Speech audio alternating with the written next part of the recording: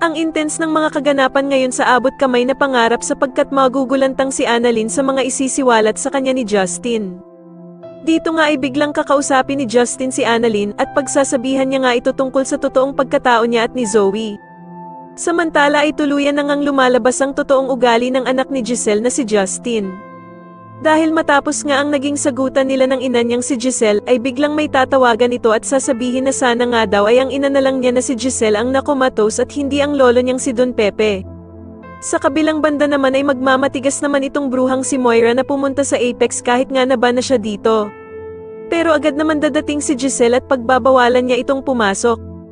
Pero sasabihin naman ni Moira na kaya lang naman daw siya pumunta ng Apex ay para abutan ng pagkain ng anak niyang si Zoe. Sasagutin naman siya ni Giselle na hindi na naman daw baby ang anak niyang si Zoe para dalhan pa ito ng pagkain.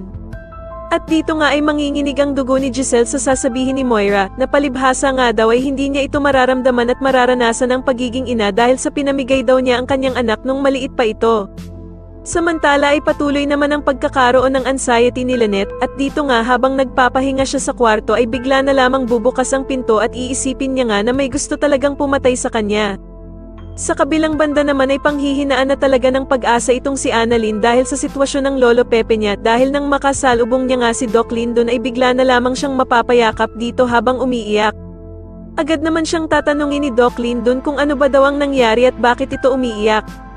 Sa tingin niyo tuluyan na nga kayang namatay si Don Pepe kaya umiiyak si Annalyn at maging kakampi niya nga kaya talaga ang anak ni Giselle na si Justin, mas lalo na nga talagang nagiging exciting ang mga susunod na kaganapan kaya naman ay mas lalo pa nating abangan ang mas lalong gumigandang abot kamay na pangarap. Maraming salamat po sa inyong panonood at sana po ay ma-subscribe niyo ako. Maraming salamat po.